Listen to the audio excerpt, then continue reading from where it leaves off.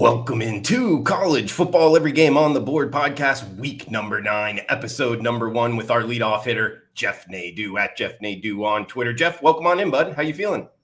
Doing great, Drew. Another week. Let's get after it. Another week, another dollar. Hopefully another best bet winner on a 6-2 run. Nailing it last week, my man. So hats off to you. Let's keep it rolling here. We got you want to hit the Wednesday games or just go right to Thursday? We can hit Wednesday, whatever you want to do. All right, guys. Well, for this episode, we are hitting Wednesday, Thursday, Friday, and the top of the Saturday card, hitting every single game on the college football slate. So we got midweek college football here, nationally televised. Hey, it all pays the same. Heading to the conference, CUSA, Conference USA. First one up, we're going down in rotation order, 105, 106, 7:30 Eastern on ESPN2, Middle Tennessee State and Delaware. It is Delaware -9, -9.5 as the home favorite, 55 and a hook being the total. You know, Delaware, a lot of people might know them. They wear the Michigan uniforms, but maybe not much else other than that. And Middle Tennessee State, hey, they've had a rough season, man. So what are we thinking first game up here on Wednesday? I mean, if there's a 10 out there, there might be. If you could find it, I'd probably grab Middle Tennessee in this game. I will say, I mean, as you alluded to, they're not a real good football team. They do have a decent quarterback, and for what it's worth, they have been pretty competitive recently. They beat Nevada for what it is on the road. They were in a game against a pretty good Marshall offense. You know, they were right in the game against Kennesaw, and I don't know, they had chances last week to win. So they're not winning games, but they're hanging. And you look at Delaware, haven't covered a game as a favorite this season. You look at the last 2 games, they've been a favorite, but they were, between 2 and 4. Now you're laying almost double digits. I just don't think Delaware is good enough defensively to lay this kind of number. We see they're still taking lumps, being kind of the new boys in this conference in Division I. Again, I'm not playing it. If you could find a 10, I think that's worth a shot here. Look, Delaware could roll. They do have a good passing game, but I'm just not really ready to lay double digits with them. I mean, they were above a 2-touchdown favorite once this season, and that was to Delaware State. They didn't cover that game. They were a big favorite, but they didn't exactly win by margin either. I think it was like a 31-14 type of game. It's just 35-17. So they didn't even blow out a division FCS team. So, yeah, I lean Middle Tennessee here. Yeah, it opened 10, but it looks like most of those have been taken out. We are seeing mostly 9, 9.5. So they're going to have to win by double digits if you're looking to cash the ticket on Delaware. Good start here, Jeff, as we got the twofer, the Wednesday doubleheader here in Conference USA, the nightcap, 9 o'clock Eastern, 6 o'clock Pacific, Las Cruces, New Mexico. It is Missouri State on the road against New Mexico State here. And this one, depending where you're shopping, we're finding both teams as the underdog. We can call it a consensus pick 'em, pick the winner here. 50 and a hook being the total. So Missouri State, New Mexico State from Las Cruces, CBS Sports Network, 9 o'clock Eastern here, Jeff. Yeah, I think, we talked last week, Drew, about the uncertainty of these midweek games, the Tuesdays, the Wednesdays. You look at just how hard it is to get information on these teams. Case in point, last night, West Kentucky, okay, they play La Tech. No talk all week that Maverick MacGyver was injured. He then shows up in the injury report like a half hour before the game, doesn't play a snap. Now, if you took West Kentucky, you were rightfully a winner because they won the game and covered, obviously, as a dog. But again, you look at, the uncertainty of these teams. It's difficult. You now have a pick'em game on a Wednesday with a team in Missouri State that, you talk about their kind of coming into Division I. They've been quite a decent outfit. I mean, you're right in the game against West Kentucky. I thought they played admirably against Marshall and SMU. They win last week, finally get off the schneid. Now you have to go on the road, take on a New Mexico State team that, they've kind of been a topsy-turvy group, but are playing pretty well recently as well. New Mexico State throw the football a lot. I think this is a true coin flip. I'd lean New Mexico State just because I think they have slightly better players and they're at home, but this is a tough one. You're not going to get much out of this. You have 2 teams here we also have to remember we're getting to that point in the season where there's like 5 games left. Teams need 6 bowl wins to get to a bowl. These are both 3-3 teams. Real big game for both these groups. You don't have a lot of, when you're these types of teams, you don't have a lot of winnable games. And when you have a coin flip, I mean, you look at Missouri State, they still have to play Kennesaw, they still have to play La Tech, they still have to play FIU and Liberty. This is a game, I feel like if you're Missouri State, not that I don't think they can go to a bowl game, can they, though? So I guess kind of I think they can, no? No, when you get into Division I, you have to I believe you, or no, maybe you can't compete for the division title. You don't want to look into that, but you're getting towards that time of the year. This is a tough game, though. Yeah, I mean, I know they couldn't make the FCS playoffs last year. They likely would have. I'll try to look that up in terms of the bowl game. But no, I thought you brought up good points there, Jeff. We're college football team is in its first year of transitioning is not eligible for a bowl game. So, Missouri State is just kind of playing to just play, I guess, but I don't know what that's worth. I mean, they've stacked up a couple wins here, and we're talking about Missouri State and Delaware, 2 teams that made the jump from FCS to FBS football. I mean, I'm guessing, it's tough to project the future here, Jeff, but just kind of a glimpse view picture. It's likely going to keep happening in college football with, realignment and conferences.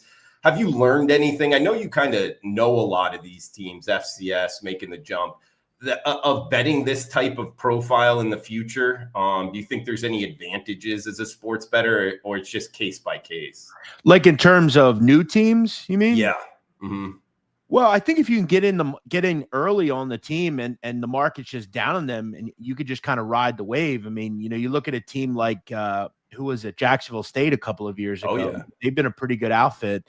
I think it's really just by chance. Like I would have envisioned that, like Delaware, I would assumed they could have been kind of the Jacksonville State type of team. I thought, they had a good coach. They had a good profile as an FCS team. They had a quality quarterback in Minicucci who, has played at a high level and beaten some good football teams. But we haven't really seen the defense translate. So I think maybe there's an ability from an over standpoint to cash in with some of that.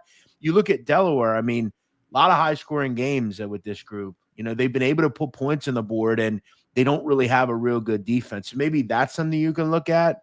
But I think it's, as you say, case by case. All right. We'll turn the page here, guys. Thursday, October 23rd, South Alabama and Georgia State. We are seeing USA, the Jaguars, -6.5 as the road favorite, 55 and a hook being the total. Now we're heading to the Sun Belt Conference, taking a little bit of step up, talent-wise, at least in my opinion here, Jeff. But South Alabama laying just short of a touchdown on the road against Georgia State in the old Turner Field here. What are you thinking in the ATL? Yeah, 2 bad teams, 2 teams that have really kind of seen their season kind of go down the drain, both 1-6.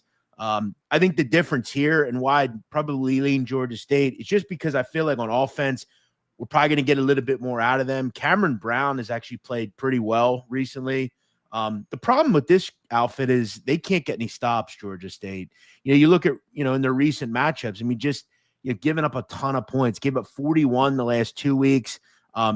It's weird because they played admirably against JMU, but the offense couldn't get going. So they've just really been kind of behind the 8 ball all year. South Alabama struggled to move the football. Just kind of a drabby game. You're betting 2 1-6 teams. These teams are 2-12 combined. So you're not going to get very far with them. Again, if I had to play it, I'm definitely going to lean on, to me, the better team in Georgia State getting points. I don't really know why South Alabama is a 6-point favorite. I don't know if I'm missing something here. These are just 2 bad teams. I mean, why can't Georgia State win this game? I mean, I feel like if you're going to bet this game, you like Georgia State, maybe you just take the money line. I mean, I don't know that I understand this price at all. Yeah, I don't disagree with you there. Get that plus price on the Panthers to just win outright as the home dog. All right, turning the page here. Friday, October 24th, 7 o'clock Eastern, 113, 114, down in rotation order. North Texas and Charlotte. We're seeing the Mean Green. Heavy favorites on the road, -26, the consensus number, 61 being the total. North Texas, I mean, they can score, Jeff. This offense, the Mean Green, can put up some points, but asking them to win by 4 touchdowns on the road Thursday night is the ultimate equalizer. You liking anything in Charlotte?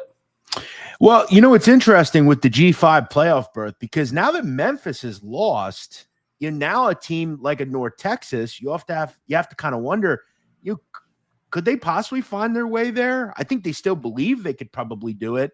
And when you're North Texas at this point against teams like Charlotte, you have to win by margin, right? You have to put big numbers up on a board. This team has had no problem doing that. You look at the last couple of weeks, I mean, they've been putting a ton of points on the board. Mestermaker's really come into his own on offense. I thought what they did last week was really, really impressive against UTSA. McCown was held under 100 yards passing. Robert Henry, their running back, the phenom running back, he was kind of held in check. You look at that offense, put up a bunch of yards, almost 600 yards, over 7 yards of play. They were really effective, only allowed 1 sack. This Charlotte team can't get out of their own way. I mean, they got destroyed last week by the Temple Owls. We've regularly seen them give up 45, 50 points. Charlotte stinks. North Texas is going to play with pace. I would almost look at towards laying the number here. You're under enough where you don't have to win by 31, 35. You can win this game, 50 to 20 and cover here. I think 26.5. Look, it's not easy to lay a number on the road like this, but Charlotte has been pretty dire. Jeff, we got next one up, Cal and Virginia Tech, 7:30 Eastern. It is 50 and a hook being the total, -5 or -6. That's the Hokies as the home favorite. Lane Stadium Thursday night, Sandman going to be rolling.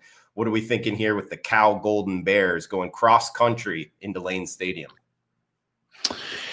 Yeah, I mean, Cal eligible for a bowl here with a win. It's going to be a little difficult to do so because they have to go across the country here. But, I mean, Drew, let me ask you, like, Virginia Tech, why are they a 5.5, 6-point favorite? I don't know what they've really done to really warrant that. It seems like kind of the public's bought in a little bit. I can't really read Cal. There's some weeks where, they look really good. But when we really look back on this group, I mean, have we been that impressed by what they've done? I know a lot of people thought, well, they beat Oregon State in that first game, and Oregon State's proven to be terrible.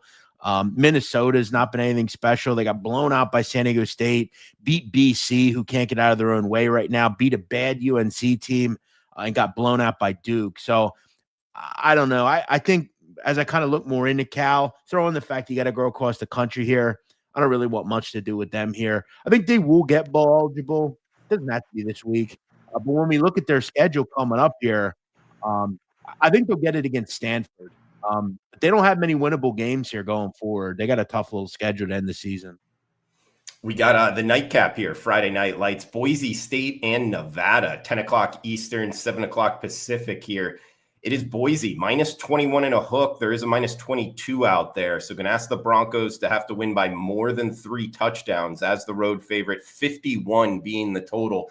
Big part of why this number is so large. One, Boise's been winning games since the Notre Dame loss by margin, but 2, Nevada has had a rough season here, Jeff.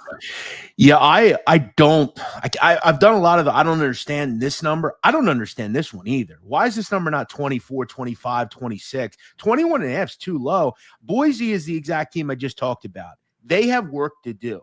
Okay, and as long as they keep winning and winning by margin, and if they go to the Mountain West title game, it really depends on what shakes out in the American, but I think they're going to be right there for that G5 playoff berth yet again. You have to go in and win these games on the road by a high margin. And you look at Boise, they've absolutely been able to do that. When they're winning, they're winning by 2+ touchdowns. You blew out App State, blew out Air Force, blew out New Mexico. Last week, I thought was really impressive. Put up 56 against UNLV. Nevada is dreadful, as you talked about. I mean, all the teams I just mentioned, Nevada might be the worst. This team can't get out of their own way. A quarterback's been an issue at times for this outfit. You also look at, and stepping up in competition. I mean, the only real teams they've played to me would be San Diego State and Western, 2 teams they lost by double digits to. I thought this game should be more towards 24, as opposed to only 21 and a half. I don't believe there's any 21s out there. If you can find one, maybe you grab it, but I don't think this one's going to close at 21.5. I think it's going to close more towards 23. Yeah, I don't disagree with you with them covering numbers. As we got the Saturday slate up next, it is 119, 120, top of the card, 3 o'clock Eastern, 12 noon Pacific, UConn and Rice. It is Connecticut minus 10 to as high as minus 11.5 as the road favorite, 49 and a hook being the total. So heading to Houston, Texas, top of the Saturday card here, UConn as the road favorite over Rice.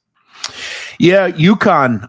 You talk about kind of a revelation, man, under Jim Mora. They've been really respectable, haven't they? I mean, they're going to bowl games. They're not that doormat program like they were at one point. They're really just kind of a group that can hang. They can make bowl games. You look at this team, 46th around. I think they're around 50th in total defense. Have done a nice job this season under Mora. It's always been kind of a strength for them under him. This is a Rice team that cannot move the ball. One of the worst offenses in the country. Rice played with no pace. I actually like the under here. It wasn't a full bet for me, but I played 49.5. I thought that was a bit too high. I think this game is going to be one of those where I think UConn could probably get to 30. Joe Fagnano's played pretty well for them. But I don't really have much confidence in this Rice offense. And from what I've seen with UConn's defense, they're a pretty standard good unit. I could see this one 31-14, 30-13, 31-10. I like the under here, 49.5. I think it's a bit too high, and we're starting to see the market agree. There's some 49s out there, even a 48.5 starting to pop up here. I like the under in this one. UConn, been a good offense, been a good defense too. Jeff, we got some Saturday action up next. So we'll head from Houston, Texas to Buffalo, New York here, Akron and Buffalo. Keep in mind, guys, the month of November, we get the midweek MAC action. So putting in some research here might help for the next month. 1 o'clock Eastern, it is the Bulls minus 9.5 as the home favorite, 47 being the total. Jeff, before you get into it, I lost on Buffalo personally last week. I laid the number against UMass, and I was the wrong side. It looks like Buffalo's quarterback's a little bit banged up. I have a little bit of pumping the brakes, a little worried about laying numbers with Buffalo now. They are back home, though. What are you thinking against the Zips? Yeah, I'd have some worry as well. I mean, I think the issue that I had, if there was one in that game, look, UMass stinks, but Buffalo just doesn't have a good quarterback. I mean, they can't throw the football. And when you're laying numbers, 14, 15, 16, 20, you need a quarterback that can throw the football. And I mean, not only are you getting a quarterback who can't do that, but you're getting a MAC quarterback that can't do that. So I think the big surprise that I had last week is Buffalo's defense. They didn't look real good. They were kind of beaten up on the ground. I mean, UMass had almost 200 rushing yards. Not good. They only had 58 plays, too. There was 85-58 as far as plays run. I mean, UMass had 27 plays less and had almost 200 yards on the ground. Pretty impressive. I don't know. Akron sucks, too. I mean, this number's a lot more manageable. If it's under 10, I'd probably lean Buffalo. But, again, not a game I'm playing. I think Akron's bad, and they've not really been in any games of recent. But yeah, you're not really going to, I think, make a ton of money betting on Buffalo. You also look at last week, 11 penalties in that game. I mean, you're not going to win a lot of games with that amount of penalties. They had 6 against Eastern Michigan. So they've had 17 penalties the last 2 games. In games where there's not a ton of scoring, not a ton of pace, you can't continue to operate like that. So yeah, I'm not a big MAC guy. I don't bet much on it. Wouldn't bet this one either. Jeff, we got the best game of the segment, at least so far. Baylor in Cincinnati up next, 4 o'clock Eastern kick here. We're seeing the Bearcats -4, -4.5, depending where you're shopping as the home favorite, 67 being the total. And not a lot of people talking about Cincinnati here. They lost to Nebraska by a field goal, a game they could have won week 1. And they've kind of been a wagon ever since here. They get good quarterback play. They're good in the trenches. I kind of think this number is short here, Jeff. -4 on Cincinnati. What's your take in the Queen City? I do have to wonder, though, is their defense a little fraudulent? And here's why I say that. You look at any outfit that can move the football, they've moved the football against this team. I mean, Kansas had 34. That was a shootout. Iowa State had 30. That was a shootout. And then they played a bunch of bad offenses in Oklahoma State, UCF, Bowling Green, Nebraska. It was the first game of the season. I like the over. I'd keep riding on Baylor overs. Cincinnati like to throw the football as well. They've got a good quarterback in Brennan Sorsby. You look at this guy, he's put up a ton of yards this season. They've got some nice weapons. They like to throw the ball. I mean, Baylor just really can't get out of their own way on defense. They are the best passing team in America as far as volume. You know, I was a little worried last week, Drew, about those goddamn delays. I had, I think, 3 of them in that game. They've been kind of a real kibosh on overs, but we rightfully got the over, and it was able to work out. You look at last week with Baylor's offense, 318 passing yards for Sawyer Robertson, threw the ball 52 times. Kind of tells you where you need to go with that. So, yeah, I like the over in this game. I think Cincy's a little phony on defense, and that's one thing you want to look at. When you see a team like Cincinnati, you want to look at the competitors they played. They haven't really played that big-time Big 12 offense yet, and when they have, they've gotten shredded, you know, Kansas and or Iowa State, which we haven't even talked about. They haven't played Baylor. They haven't played TCU. They haven't played Texas Tech. So now you're going to get your dose of that. I think Baylor is they haven't been in a good over team, and you could see why. They love to throw the ball, and they can't really stop anybody. So. Yeah, and you nailed your best bet with them over last week. So, hey, if it's not broken, don't fix it. I'll also add in there, you brought up Sorsby for Cincinnati. I could see him taking snaps on Sunday, Jeff. He's a really good quarterback, man. You have any projections here to the next level? Do you like doing that? Yeah, I do. And I've had some great, I've had some great opinions over the years. I do remember at one point I said that I didn't see how any way Patrick Mahomes would be successful in the NFL. Not a real good read on my part, but I don't think a lot of people did. Yeah, I mean, you look at him, he's got pretty good size, 6'3", 6'4". He's a big kid too, 235. I like his effectiveness. I've always liked him as a quarterback. You look at his QBR, Drew, 6th nationally this season. He's been really good. He hasn't really been a big interception guy, just one interception all season. Yeah. Hasn't been an interception in weeks. I mean, I think the last time he had an interception was it recently? It was the first game of the season, actually, against Nebraska. Impressive. I think he's one of the better quarterbacks in the country, and I like Sawyer Robertson as well. So yeah, I'm thinking this is a duel back and forth. I didn't look at the weather here. I think as long as you get a clean bill of health in the weather, I like the over in this one. All right, Jeff, heading back to the MAC here, UMass and Central Michigan. It is the Chippewas. -16.5. It's head scratching. That's pretty much the same number Buffalo was favored over UMass last week. 46.5 being the total. So UMass, Central Michigan here. Can the Chippewas do a little bit better than Buffalo last week? Well, but you really look at them, they're kind of the same profile, though, aren't they? I mean, limited talent at quarterback. I think for me, I think Central Michigan's defense has been impressive, but you also look at them. I mean, they've had some bad matchups, right? They gave up 28 to Akron. You look at last week, it really is fascinating, Drew, to look at a box score sometimes. Central Michigan won 27-6 over Bowling Green. Joey Labus, the quarterback at Central Michigan, 2 for 4 for 72 yards. Bizarre. Had a 63-yard touchdown, though. That was the bulk of his. He had one of his pass plays was 63 yards. He ended with 72 total yards. So, I mean, they're a team that like to run the football. That's kind of what their MO is. Obviously UMass has struggled at really every level, both on offense and on defense. I guess if they do have a decent success, they're okay against the run. I think for UMass, they're 101st. But for UMass, I guess that's good. I have no interest in laying 17 with Central Michigan. I think the under is probably the play, if anything. Central Michigan just can't really move the ball, and UMass is dreadful. A lean under, if anything. All right, guys, we got 127, 128 up next. TCU and West Virginia, as it's all Power 4 conferences the rest of the way on this segment.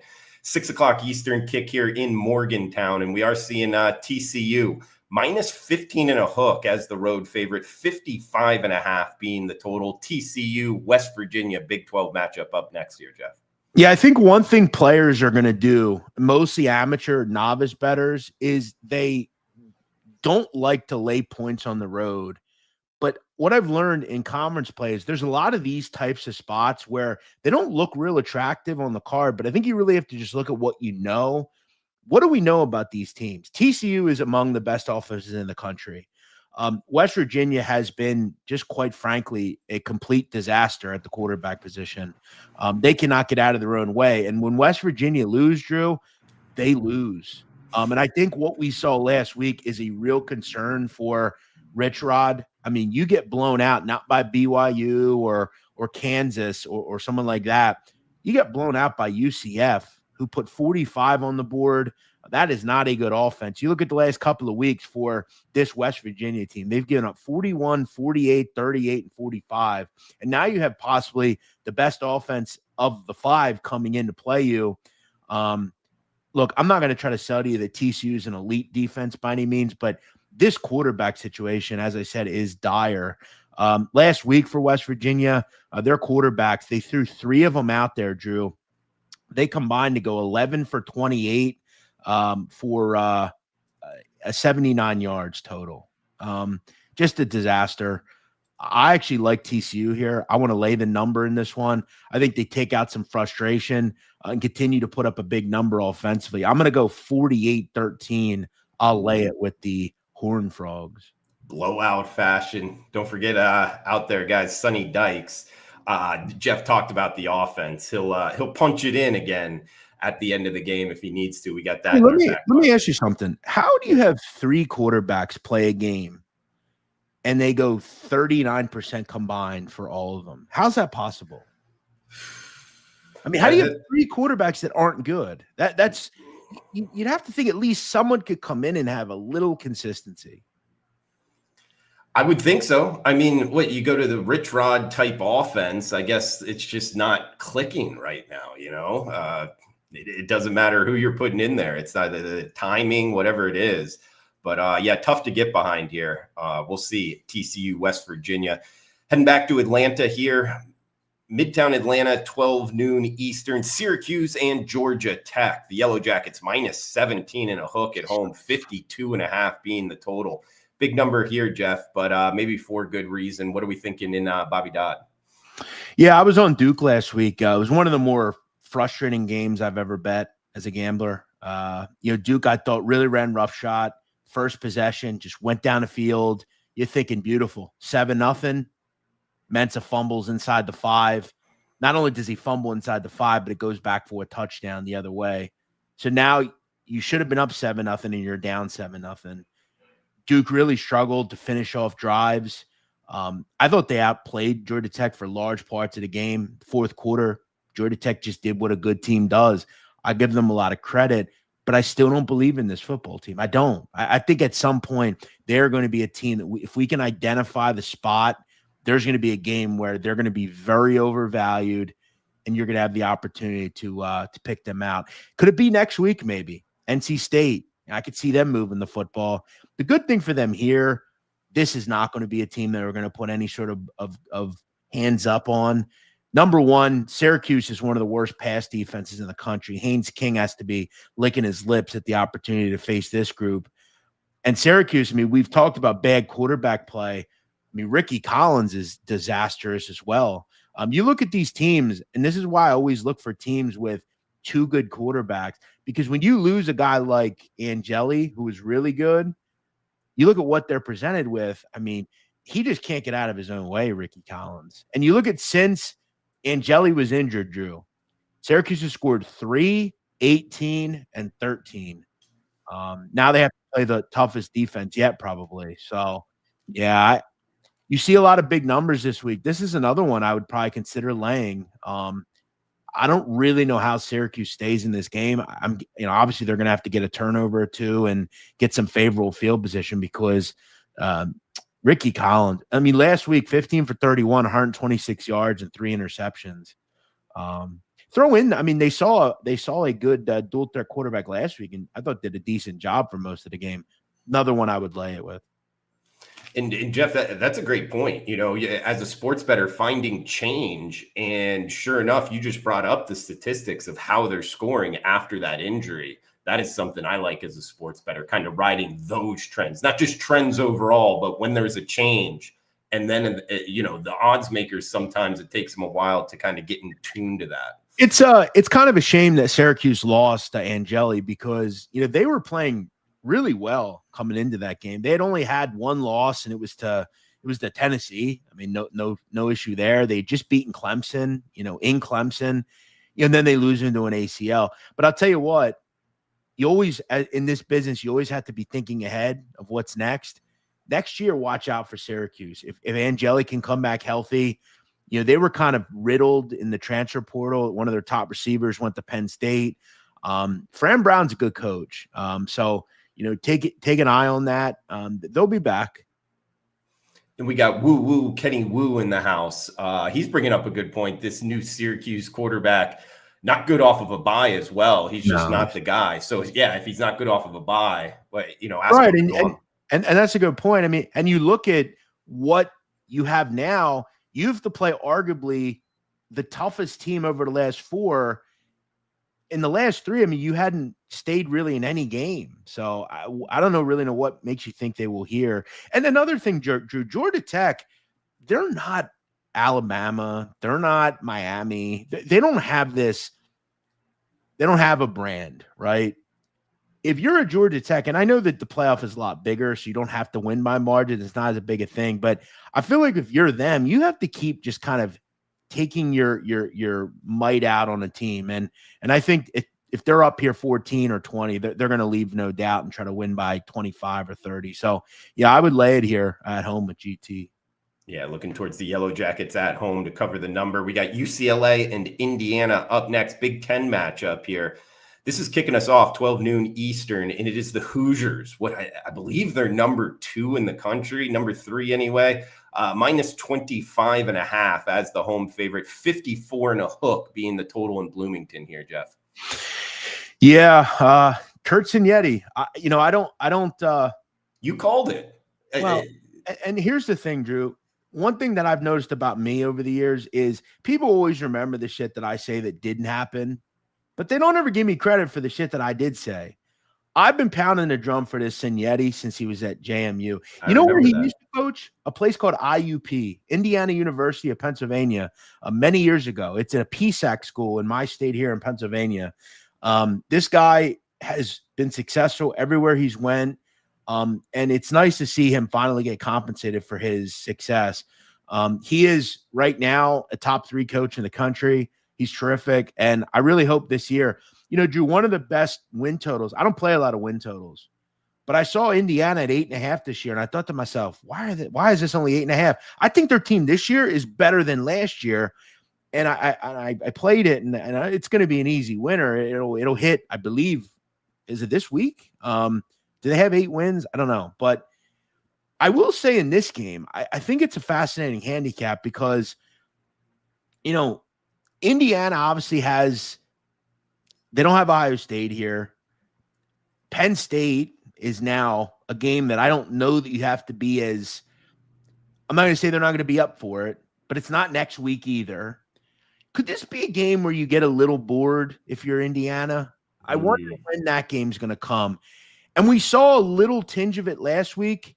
They didn't cover last week as I think a 25.5 point favorite against Michigan State, who kicked a field goal late. UCLA is better, and they're playing with a lot of confidence right now. And one thing I like about them that I can't say about a team like Michigan State or something is they have a quality quarterback in Nico, right?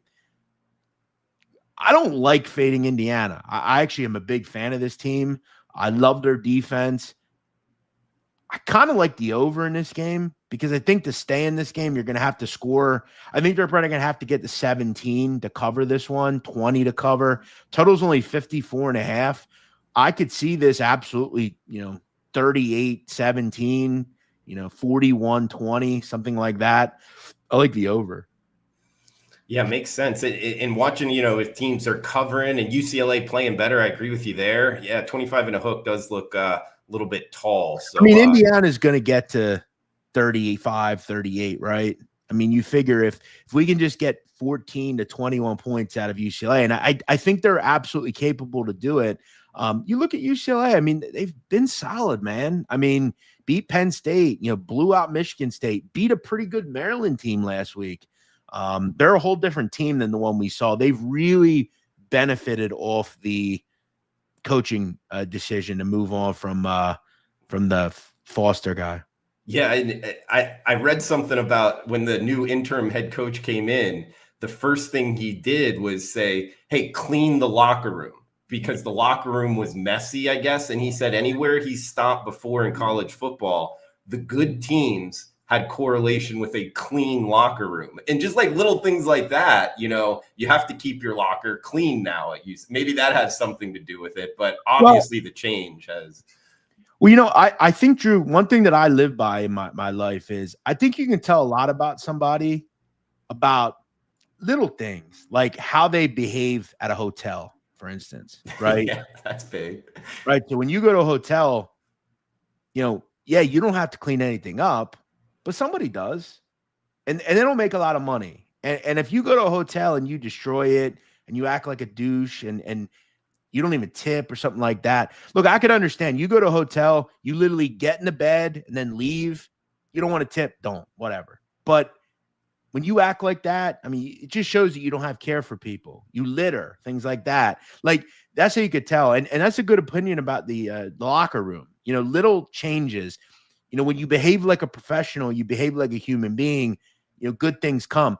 I will say, though, I don't think that coaching bump, I don't think sometimes it's valid. I heard a lot of people talking last week, UAB beat Memphis.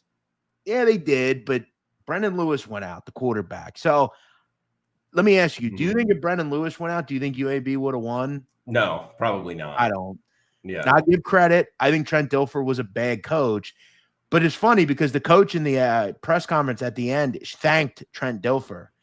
I mean, let's be real. Does that coach really do anything? I mean, Dilfer did all the legwork with that team.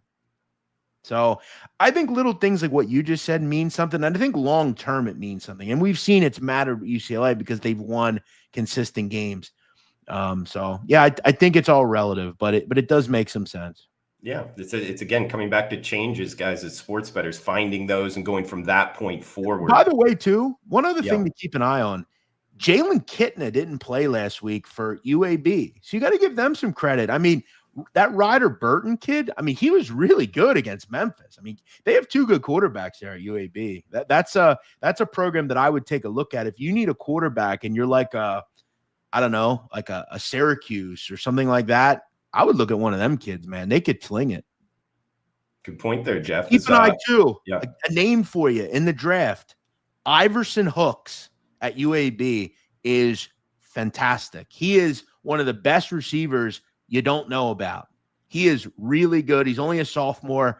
If I'm a transfer kind of scout, he is a kid that I would want to. I could see him like at Ole Miss next season. He is really good, Iverson Hooks. He destroyed Memphis last week. And you know what? We're talking about UAB now. It's been a program that's had some great athletes in the past. It's right there in a big, kind of good high school football. And it's kind of gets those guys that don't go to Alabama or Auburn or Georgia. Like, you're right there for that next tier, maybe under recruited guys. That could be another team next year. Well, I mean, obviously, and it's generally, it's been a lot of good defensive players over the years, weirdly. But recently, I mean, Roddy White, he went to UAB. Oh, yeah. There was a guy, J.J. Nelson, played in the NFL. He went to UAB. Joe Webb went to UAB, a guy who was a backup quarterback at the Minnesota Vikings. Dwayne McBride, a running back, went there. Yeah, they've had some good players. And if I'm in this new wave of transfers, Iverson Hooks is a guy I would try to grab at like an Ole Miss or one of these Southeast Conference schools. He's legit, real good player. I wouldn't be surprised if we see that next year for sure. We got ACC action up next. BC and Louisville, 7:30 Eastern kick here Saturday night in Louisville, Kentucky, minus 25.5. That's Louisville is the home favorite, 55 being the total here, Jeff. One of the great mysteries to me is what has happened to BC football. Not that they've been an elite team by any means, but what has happened with this team? I mean, they have completely fell off the face of the earth. They were putting up a bunch of points. They were competitive in certain games. And then their quarterback, Dylan Lonergan, just forgot how to throw the ball. I mean, he's now been benched, the Alabama transfer. I don't want to hear anything about Bill O'Brien. I'm done with this Bill O'Brien. I mean, I think he's kind of a wounded dog as a coach there. I mean, this team has been a disaster. And then it culminated last week in getting blown out by UConn. Now you got to go play Louisville, who have a lot of confidence. They won last week. Big letdown game, though. I mean, I think if you can get past the letdown aspect, I mean, I think that's the only saving grace BC has here. But I mean, BC has been truly bad. I don't know where they go at quarterback. Grayson James doesn't look real good. It's a stay away from me because this is your patented letdown game after beating Miami. Now you got to go play lowly BC. I mean, it's kind of a letdown here. Grayson James, I didn't know he was still playing college football, man. He was the backup at FIU. Now he's playing. He's still out there. And what's really fascinating is he actually played well at the end of last season and didn't win this job. They brought in this kid Lonergan, who was an Alabama transfer, and Lonergan was playing really well. Like, he was moving the ball, and then he played Pitt, and they just took his soul. Like, he was like 9 for 18 and like 70 yards, and he was benched, and he hasn't played since. And I mean, their defense can't get stops. I mean, it's just been, you give up 38 to UConn. The last 3 weeks, they've given up 48, 41, and 38. Not good. No, not at all. As we got a couple games left here, guys, every game on the board. Going live on Twitter at Jeff Nadeau, at Drew Martin Betts, also YouTube, every game on the board, and wherever you're downloading your podcast at Spotify, Apple, every game on the board. We had every single game on the FBS board. We got a couple games left for this segment. Then we'll bring in mid-major Matt and start off the middle portion of the Saturday card. But next one up here, Jeff, we got 7 o'clock Eastern, 135, 136, the rotation, Stanford at Miami. Miami, the Canes, minus 30 and a hook as the home favorite, 45 being the total. So laying over 30 with a mid-40s total gets a little bit tricky. But Stanford, man, I even threw it out there last week on the podcast. I believe it was the last game on the card against Florida State, plus 700 as the money line underdog. It cashed. And Miami lost last week, of course, on Friday night to Louisville in one of the bigger upsets as well. But now minus 30.5 at home, hosting Stanford, going cross country. What are you thinking here in Hard Rock Saturday night? I mean, if this was the old college football playoff where there's only 4 teams, I think this would be like, I'd be much more interested in Miami. But like, Miami lost, but like, they're still in the driver's seat. I mean, you don't need to win this game 51-0. I mean, you just don't. I mean, it's a big number. I mean, Stanford has a decent quarterback in Ben Gulbranson. Haven't really gotten blown out by 30 or more in any game this season. You're grasping for straws, though. I mean, I would probably need 35 to actually bet this game. And as you talked about, Miami is off of a really kind of rough loss. I think they did get an extra day to prepare, too. Wasn't that game on Friday? Friday night. And then Stanford played late into the night on Saturday. So, and that game kind of came down to the wire. So, yeah, it's probably a little high, but, and throw in, I mean, Carson Beck is he's not the kind of like gunslinger, like I would lay a big number with like I did early in the show with like a TCU. They could put a lot of points on board. This isn't the Cam Ward offense though, like, but then again, on the other side, Stanford's one of the worst pass defense in the country. Miami's terrific on defense. I mean, Stanford might not score more than 10 here. My concern is just like 38-10, something like that. Throw in Miami has SMU on deck, who I think good point, really kind of gaining some steam right now. They got lucky last week, and which I talked to you about. No Cade Klubnik. It will always surprise me that SMU is still a 5.5-point dog against a backup quarterback. That made no sense at all to me. And they rightfully won by double digits. I can make cases for both sides here. Maybe you just look and you say to yourself, you just assume that Stanford, off of a late game, you got to do some traveling now. I mean, do you really think they score more than, I don't think they score more than 7 here. I kind of like the under. I could see this 34-7, 38-7. Yeah, I could see that as well, Jeff. Another thing I'll throw in, growing up in South Florida, keeping an eye on Miami, and with Cristobal as the head coach, he comes from that kind of Nick Saban, that 2016 all-star coaching staff. He was the offensive line coach. He's an offensive line guy. And one thing I've noticed with him, even going to a game, it was the Miami-Florida game last year, week 1. And, they were winning in blowout fashion. I moved right behind the Miami sideline. They threw a pass, and Cristobal, who does not call the plays, I heard him yell across at, pointing at somebody like, hey, cool it. Like, we're already up big. He's not a guy that's going to run up the score. Now, Miami could win by more than 30.5, but you don't have that in your back pocket in the fourth quarter if they're up by 28. Miami's not the type of team, even though they're more talented, they have the ability to score. They're not the type of team that's going to push it up like that, if you know what I mean. That's actually a really interesting point. I mean, you even look at like Bethune-Cookman, and they won 45-3. I mean, they scored 28 points in the first half, only 17 in the second. Yeah. Look at the game against South Florida, scored 28 in the first half, and it was 21-6 in the second half. So, I mean, they didn't exactly turn on the Jets there either. Throw in, I mean, Carson Beck has been turnover prone. I think the odds makers did a pretty good job with this number, if I'm being honest. 45.5 is low. I mean, if you're getting 49, I think the under makes a lot of sense here. But I could see this, 38-10, and you lose. So I think odds makers did a good job here. Maybe you look at a first half. I think that could be a great angle. Back in Miami, awful loss. They're back at home. You got a Stanford team that had to travel, play late in Saturday.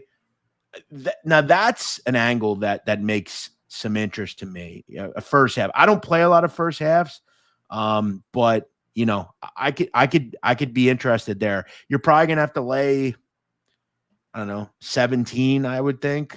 So, yeah, it's a tough one. Yeah, if you're like in Miami, I would push you towards the first half as well, because I could see him just sitting on it in the second half with a lead. That's a great point by you on the Cristobal thing.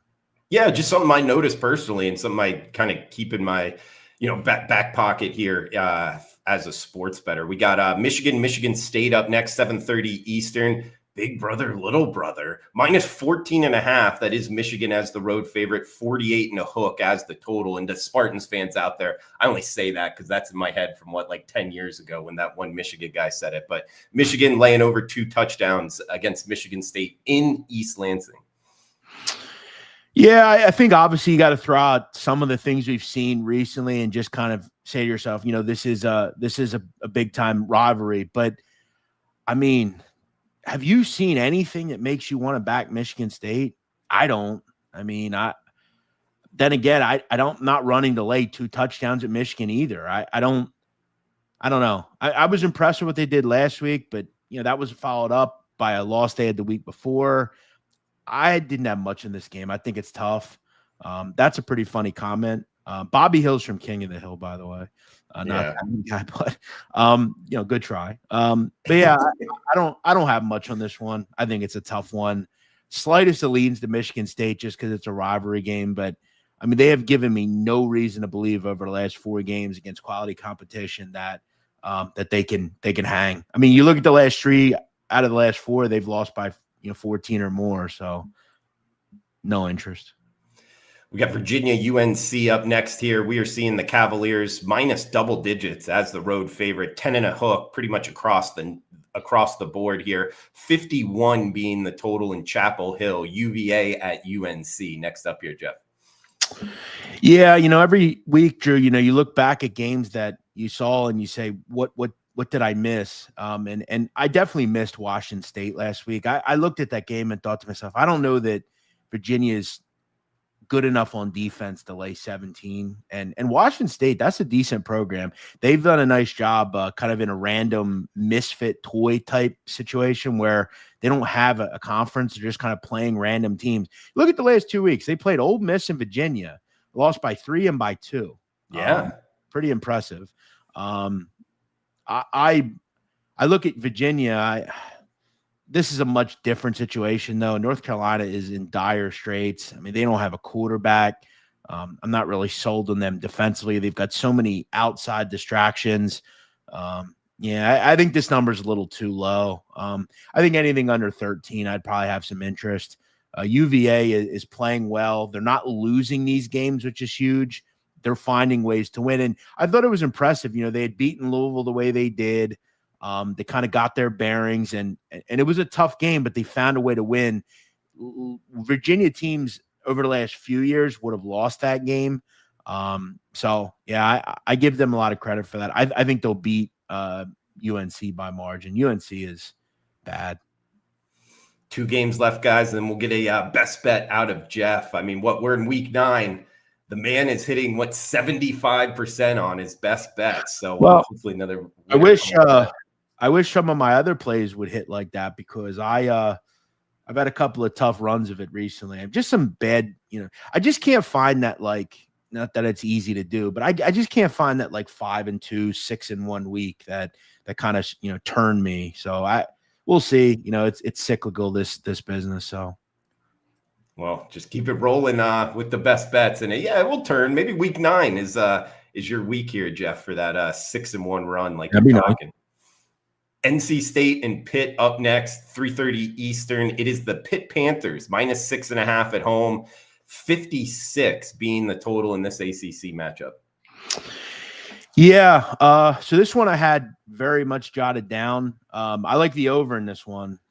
You look at kind of what Pittsburgh have. It's really an interesting situation. For weeks, they had a quarterback there that was playing well. They then benched him and brought this true freshman in, Mason Heinschel.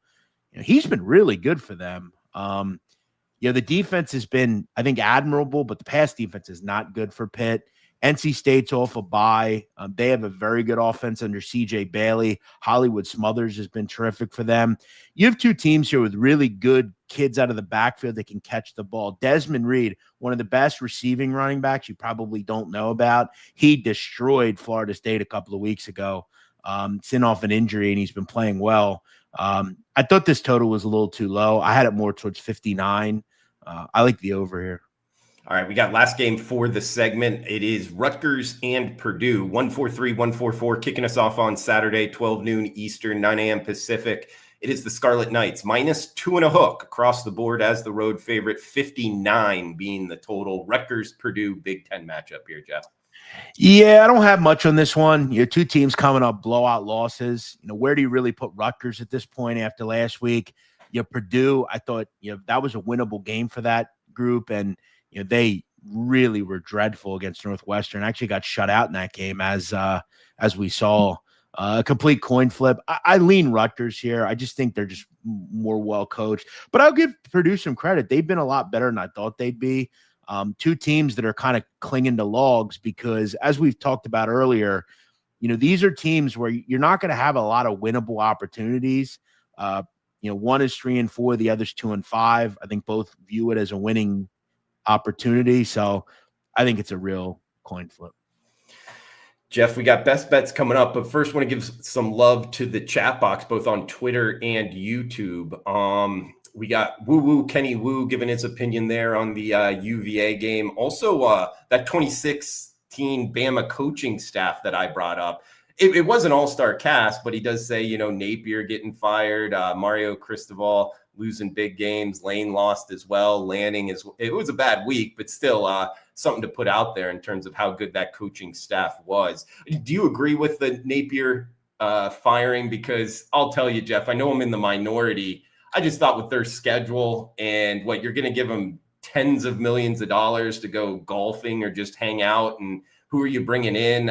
I don't know. It was off of a win. I thought they should have given him a little bit more time, but hey, it is what it is. Do you agree with that stuff? Well, I don't know if it was all his fault. I don't know if it was a good hire from the beginning. I think that was a little too big of a job for him. Okay. And you look at overall, I mean, in what, 3.5 seasons, he was 22 and 23. I mean, it was just, I think, a little too big, to go from, hey, look, he did some good things at Louisiana Lafayette, but maybe you take a shot at like a lower end SEC job or a lower end Big Ten job. To give him one of the best jobs in the country, I think that's a little too much. And look, I don't think he's a bad coach. I think he'd be a great coordinator. I think he'd be. You look at a team like I don't know, UAB is probably too low for him, but I mean, I think a decent G5 team, something like that. You look at a group like UTSA, like if they moved on from their coach or something like that. I think he'd be a really good lower end coach. I just thought that was a little big for him. As far as Cristobal, I mean, he's been fine. So yeah, I don't have any issue there. Yeah, Napier was a 2-time All Sunbelt head coach of the year. We'll see where he lands. I just thought it was a little bit early, but I know I'm in the minority there. David Montgomery chiming in. Just a note on the injury report. Last Saturday, a player was declared out and played, and the team was only fined $5,000. Not sure if you heard that, Jeff. But either way. I did hear that. I mean, it's not easy to get information. It's just how it is, unfortunately. Yeah. Well, guys, we got best bets coming up. Jeff 6-2 through the first 8 weeks here on the show. He's also got the Sit Down podcast rolling. Jeff, anything you want to throw out there with what you got lined up on your pod? No, just continue to roll. Always putting out info on the mob, and I did a show this week on a guy, Ryan Wedding, who is he's a Canadian. He was an Olympic snowboarder in the early 2000s. He comes from good stock, good family. Mr. Wedding decided that he wanted to get into the drug trade, and he started to sell narcotics. And now he's one of the biggest drug traffickers in this hemisphere. And he's one of the top leaders in the Sinaloa cartel right now. So yeah, I think one of the more interesting stories going on right now that no one's really talking about. He's on the FBI top 10 most wanted list. So we did a show on him. So yeah, he very interesting. Yeah, I remember that. Or I've heard about this story. I'll go give that a listen. Good stuff, Jeff. Guys, give him a follow at Jeff Nadeau. Check out his podcast, the Sit Down Podcast. He's a great follow on Twitter. Jeff, I'll throw it over to you, man. Where are we heading for best bets? Yeah, so I've been back and forth. I will say I didn't make this my best bet, but I'll throw it out. I mentioned Washington State earlier. Yeah, they've got an interesting game this week against Toledo at home. We know that Toledo's kind of had their lumps in the MAC. I think Toledo, are they a good defense? Yes, but I think they're a little overvalued. They played a lot of bad offenses this year, Toledo. So just take a look at that. Where I am going to go ultimately with this is I'm going to go to the Sun Belt, which I don't bet often. And I will say I'm a little concerned on the weather report down at Jonesboro this Saturday. They are calling for on again, off again rain, a little wind. But I look at these offenses and I'm not really too worried about it. Drew, these are two of the worst rushing defenses in the country. Georgia Southern's allowing 5.83 yards a carry and over 237 yards a game. Arkansas State, not much better. They're allowing 206 yards and 5.5 yards a carry. You've got two quarterbacks in J.C. French and Jalen Rayner that can both move with the football and both can throw it at a high level. Two teams that play with a lot of pace, two teams that hit a lot of chunk plays. I think there's going to be plenty of points in this game. And I've noticed with Arkansas State, they haven't really gotten the opportunity to kind of play that pace they want to just yet. They've played, South Alabama, UL Monroe, Kennesaw, Iowa State. You look at the two pace teams they've played in Arkansas and Texas State, 56-14, 31-30. So they've obviously, when they want to play and can play with pace, they will. I think this game's first to 35 wins. I'll go 35-31. Let's go over 62, Georgia Southern, Arkansas State. Got it locked in here. Sunbelt action. Georgia Southern, Arkansas State to the over 62 here. He's Jeff Nadeau at Jeff Nadeau on Twitter. Jeff, anything else before we shut this down? We'll just say I hit my soccer play today over 3.5 in the Champions League. Galatasaray and Bodo Glimt over 3-1. We'll take it. Drew, tell me right now, where's Bodo Glimt? I have no idea. It's in Norway. Where's Galatasaray? No idea. Turkey. Boom. So there you go. Thank you for having me as always. Jeff Nadeau, ladies and gentlemen. Guys, we will take a break. Be back tomorrow with Mid-Major Matt and Robbie Vino finishing off the Every Game on the Board podcast. Thanks for tuning in. Cash those tickets.